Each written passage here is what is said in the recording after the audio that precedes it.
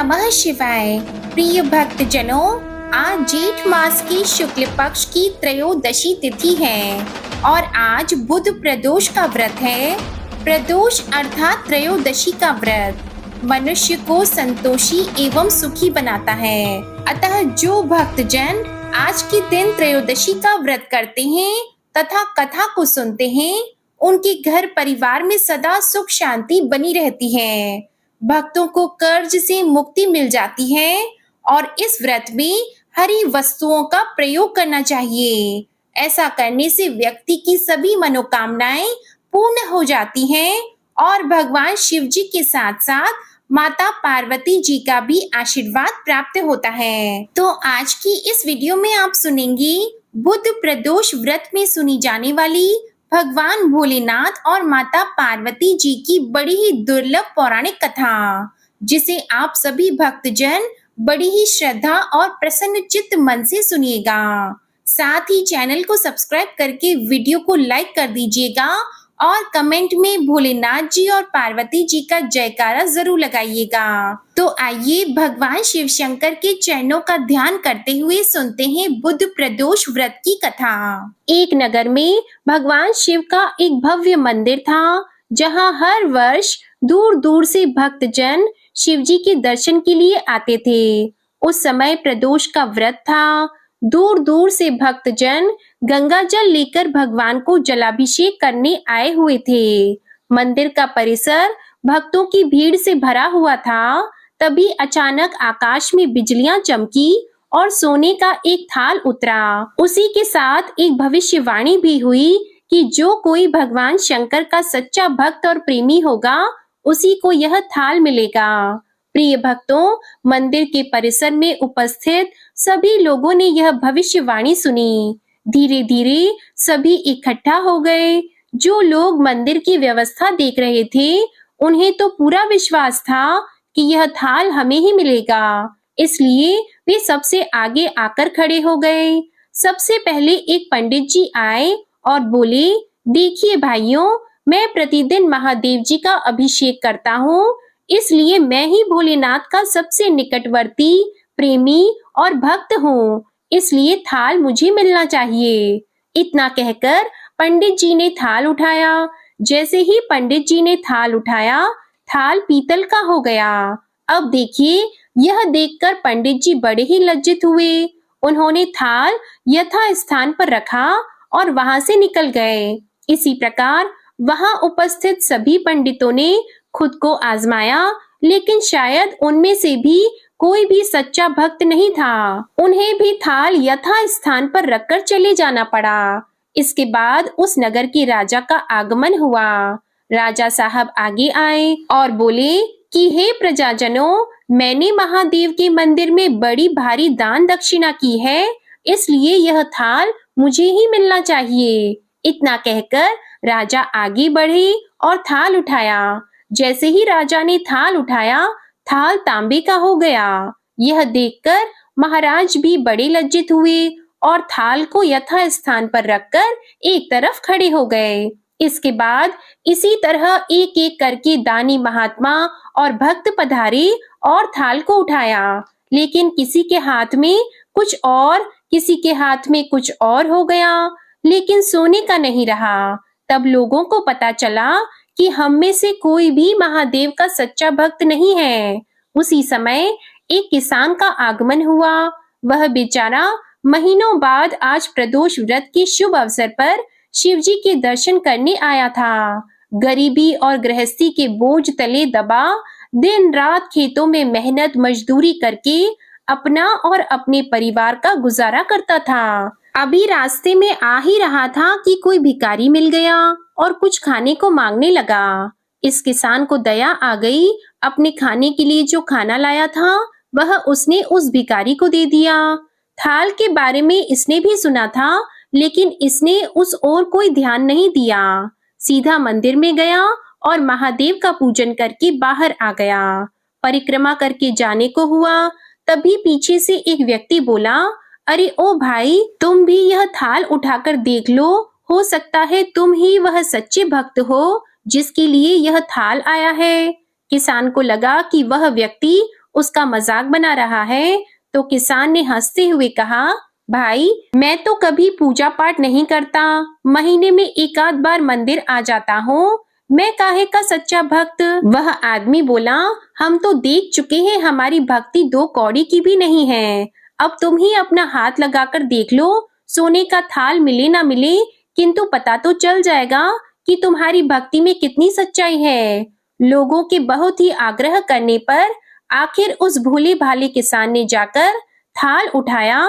तो जैसे ही उसने थाल उठाया, लोगों के आश्चर्य का ठिकाना नहीं रहा। सोने का थाल रोशनी से चमकने लगा। यह देखकर सब लोगों में खुशियों की लहर दौड़ गई। सभी लोग उसके जयकारे लगाने लगे और पूछने लगे, भाई तुम ही सच्चे भक्त हो, अब हमें भी बता दो कैसी भक्ति करते हो जिससे महादेव तुमसे इतने प्रसन्न हैं।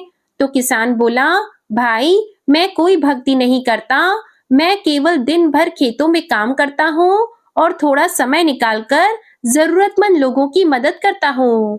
इसके अलावा भगवान भोलेनाथ का मन ही मन ध्यान कर लेता हूँ और कोई विशेष कार्य नहीं करता। लोग पूछने लगे, तुम लोगों की मदद क्यों करते हो? तो हंसते हुए किसान बोला, सुकून दूसरों के चेहरे पर मुस्कान देखकर मुझे जो आनंद और खुशी होती है उसे मैं शब्दों में बयां नहीं कर सकता। शायद यही कारण है कि महादेव मुझसे खुश हैं। इसलिए हमेशा याद रखें, सत्कर्म का आनंद भी आनंद से होता है और अंत भी आनंददायक होता है।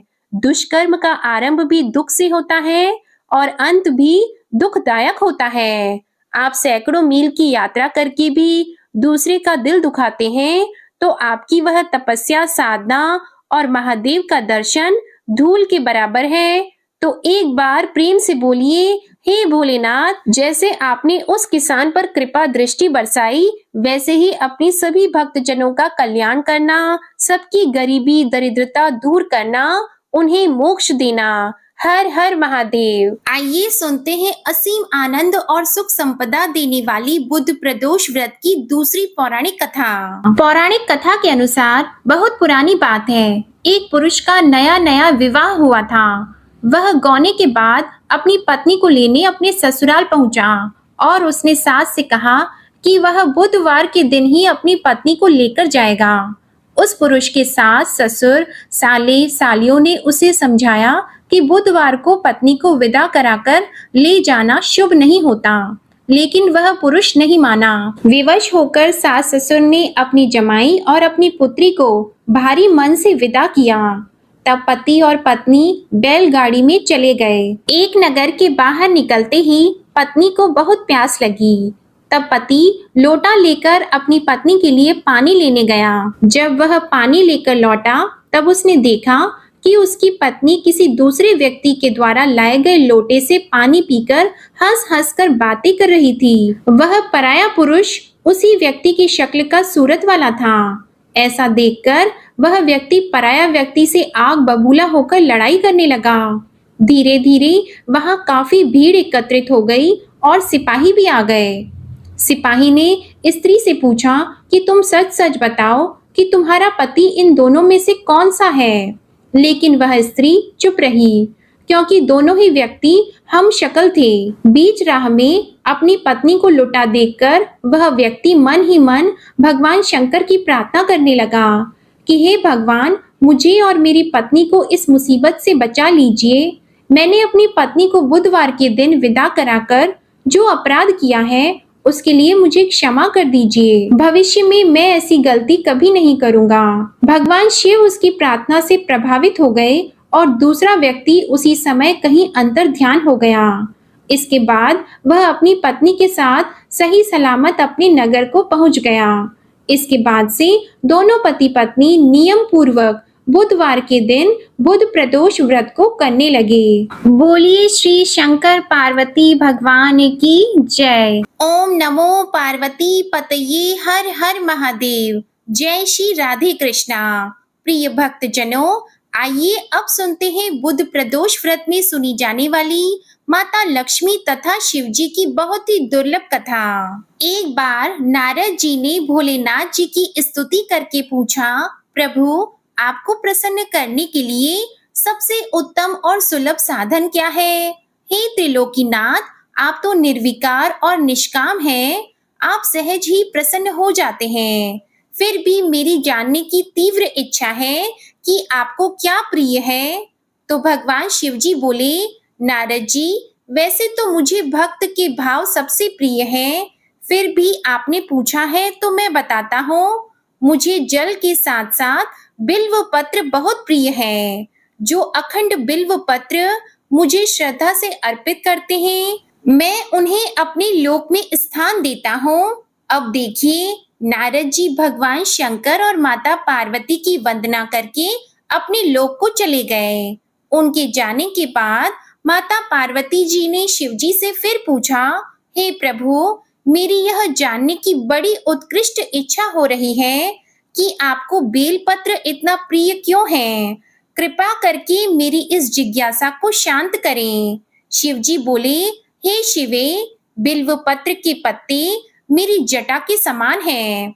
उसका त्रिपत्र यानी 3 पत्ते ऋग्वेद, यजुर्वेद, सामवेद हैं। शाखाएं समस्त शास्त्र का स्वरूप हैं। बिल्व वृक्ष को आप पृथ्वी का कल्प वृक्ष समझें, जो ब्रह्मा, विष्णु, शिव रूपी हैं। हे पार्वती, स्वयं महालक्ष्मी जी ने शैल पर्वत पर बिल्व पत्र के रूप में जन्म लिया था। इस कारण भी बेल का वृक्ष मेरे लिए अति प्रिय है। महालक्ष्मी ने बिल्व का रूप धरा। यह सुनकर माता पार्वती कौतूहल में पड़ गईं। माता पार्वती जी कौतूहल से उपजी जिज्ञासा को रोक नहीं पाई। उन्होंने पूछा, देवी लक्ष्मी ने आखिर बिल्व वृक्ष का रूप क्यों लिया? हे प्रभु, आप यह कथा विस्तार से कहिए। तब भोलेनाथ जी ने देवी पार्वती को कथा सुनानी आरंभ की। हे देवी, सतयुग में ज्योति रूप में मेरे अंश का रामेश्वर लिंग था। ब्रह्मा आदि देवों ने उसका विधिवत पूजन अर्चन किया था। इसका परिणाम यह हुआ कि मेरे अनुग्रह से वाणी देवी सबसे प्रिय हो गई। वह भगवान विष्णु को सतत प्रिय हो गई। मेरे प्रभाव से भगवान केशव के मन में वांग देवी के लिए जितनी प्रीति उपजी, वह स्वयं लक्ष्मी जी को न भाई। लक्ष्मी देवी का श्री हरि के प्रति मन में कुछ दुराव पैदा हो गया। वह चिंतित और रुष्ट होकर चुपचाप परम उत्तम श्री शैल पर्वत पर चली गई।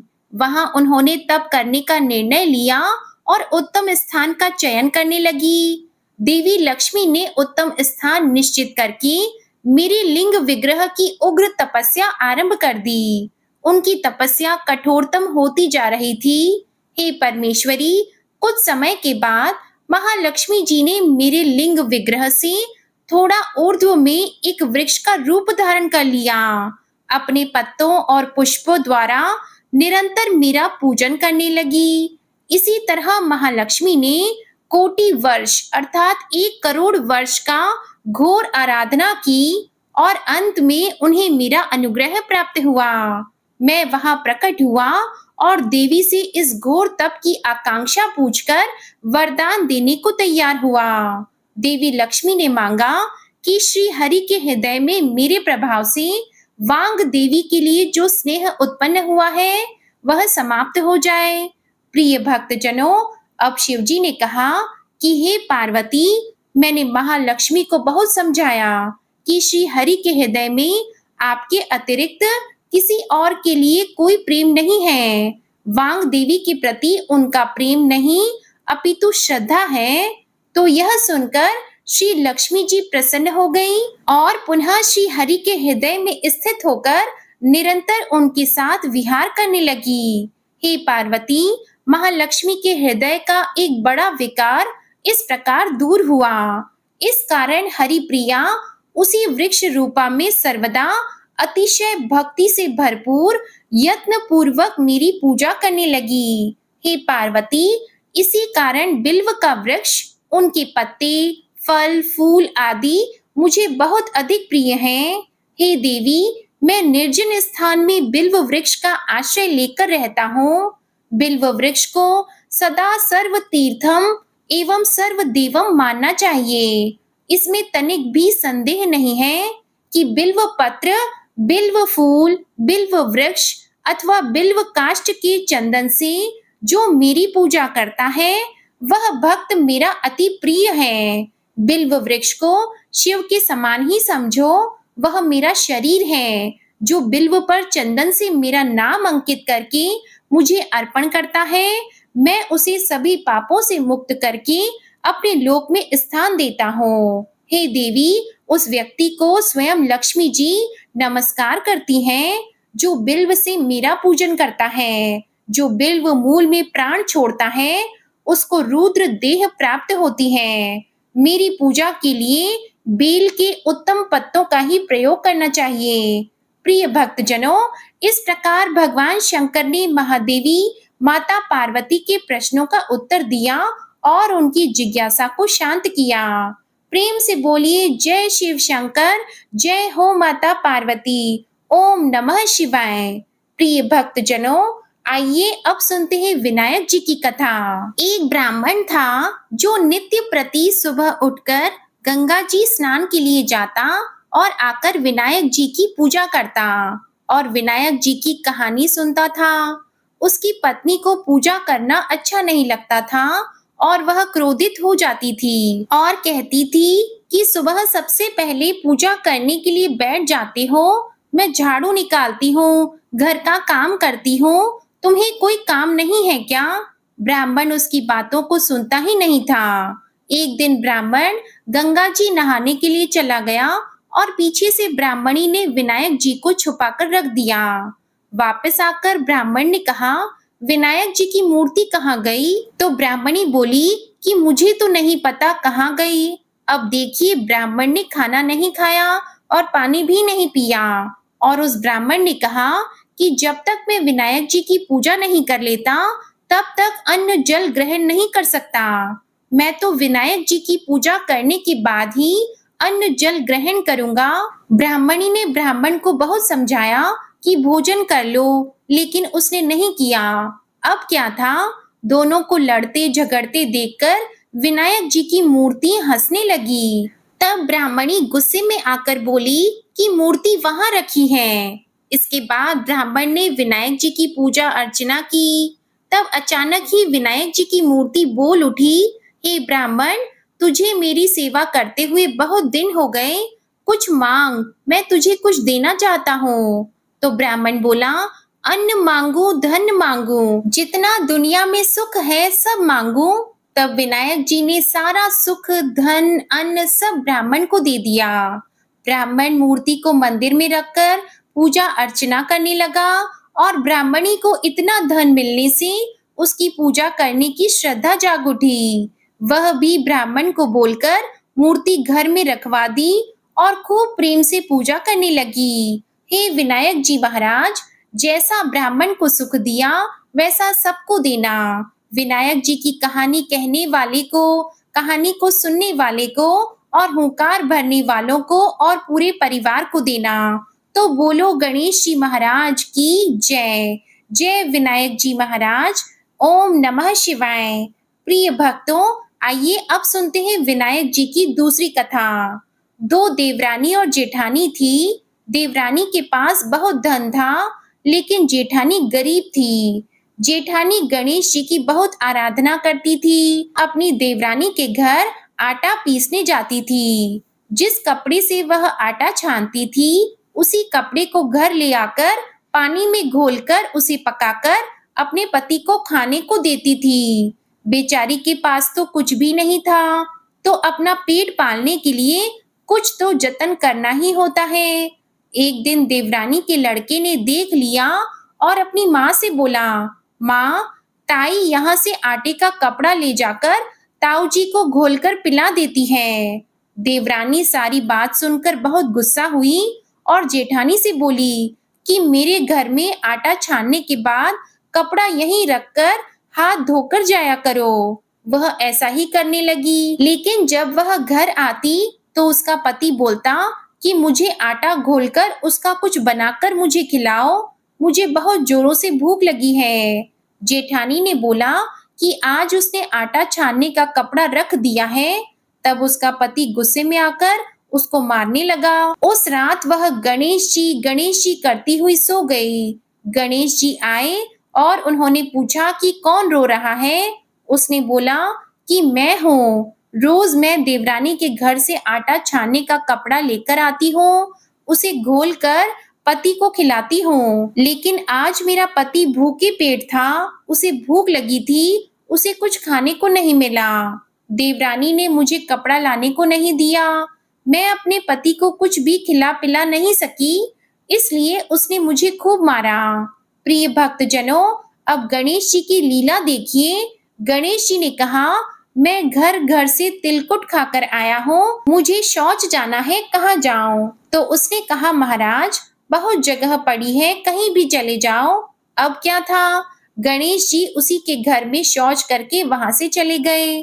थोड़ी देर बाद जब उसने उठकर देखा तो सारा घर हीरों से जगमगा रहा था। वह धन को इकट्ठा करने लगी तो देवरानी के घर जाने में थोड़ी देर हो गई। देवरानी ने लड़के को भेजा कि देख कर आओ, आज ताई क्यों नहीं आई। लड़के ने जाकर देखा कि ताई के घर में तो बहुत सारा धन है। उसने जल्दी से जाकर अपनी माता को बताया। देवरानी दौड़ी दौड़ी आई और पूछा, तेरे यहाँ इतना धन कहाँ से आया? तो जेठानी ने सारी बात बता दी। इतना सुनकर देवरानी घर पर गई और अपने पति से बोली कि मुझे भी लकड़ी से मारो। देवरानी के पति ने उसे लकड़ी से मारा और पूछा, तू इतना धन की भूखी क्यों मार खाती है? लेकिन वह नहीं मानी। उसके पति ने उसे खूब मारा। वह सारा मकान खाली करके गणेश जी का नाम लेकर सो गई। गणेश जी आए और बोले कि मैं घर घर में तिलकुट खाकर आया हूँ, इसलिए मुझे शौच जाना है, कहाँ पर जाऊं? तब वह बोली, महाराज मेरे तो बहुत बड़ा मकान है, कहीं पर भी चले जाओ। अब क्या था, गणेश जी शौच करके वहां से अंतर ध्यान हो गए। थोड़ी देर बाद वह उठकर देखी तो उसने देखा कि घर में बहुत सारा कूड़ा कचरा रखा हुआ है। यह देखकर वह बोली कि महाराज आपने तो मेरे साथ कपट किया है। जेठानी को तो इतना सारा धन दे दिया और मुझे कूड़ा करकट। गणेश जी फिर वहां आए और बोले, तू धन की भूखी मार खाई और वह धर्म की भूखी थी। देवरानी बोली, महाराज यह सब कूड़ा कचरा समेट लो, मुझे तो धन नहीं चाहिए। तब गणेश जी ने कहा, तेरे पास जितना भी धन है उसमें से आधा जेठानी को दे दे, तब यह कूड़ा कचरा समेट लूंगा। तो देवरानी ने जब अपने धन में से आधा धन जेठानी को दिया तो गणेश जी ने अपनी माया को समेट लिया।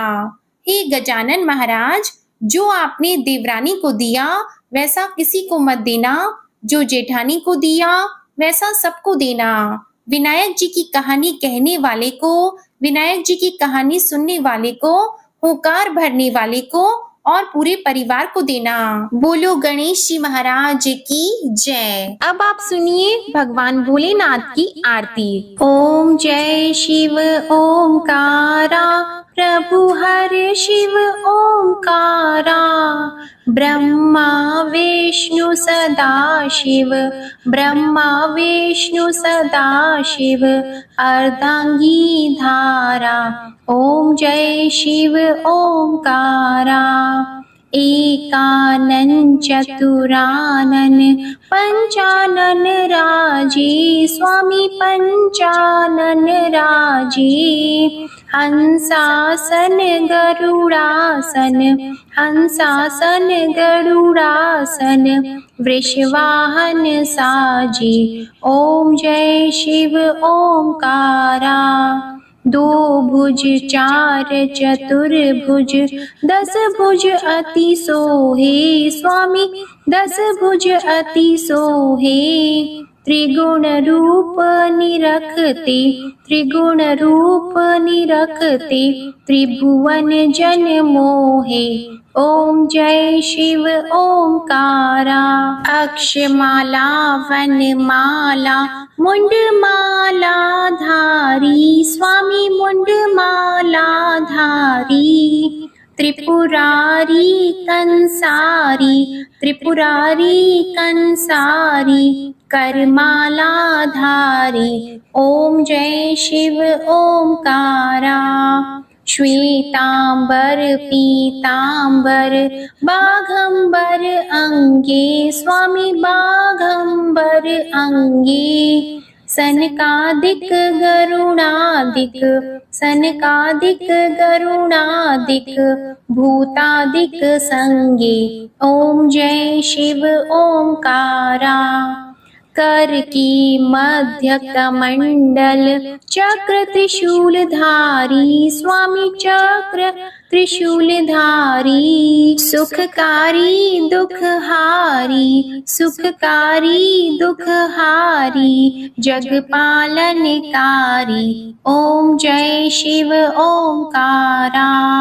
ब्रह्मा विष्णु सदाशिव, जानत अविवेका, स्वामी जानत अविवेका। प्रणवाक्षर में शोभित, प्रणवाक्षर में शोभित, ये तीनों एका, ओम जय शिव ओमकारा। त्रिगुण स्वामी जी की आरती जो कोई नर गावे, स्वामी जो कोई नर गावे। कहत शिवानंद स्वामी, कहत शिवानंद स्वामी, मन वांछित फल पावे, ओम जय शिव ओमकारा, ओम जय शिव ओमकारा। प्रेम से बोलिए माता पार्वती और भोलेनाथ जी की जय। आशा करती हूँ आपको आज की ये प्रदोष व्रत की कथा और ये आरती पसंद आई होगी। अगर ये वीडियो अच्छी लगे तो इसे लाइक कीजिएगा, शेयर कीजिएगा, कमेंट में माता पार्वती और भगवान भोलेनाथ की जय लिखिएगा और हमारे चैनल आध्यात्मिक सागर को सब्सक्राइब जरूर कीजिएगा। प्रेम से बोलिए हर हर महादेव।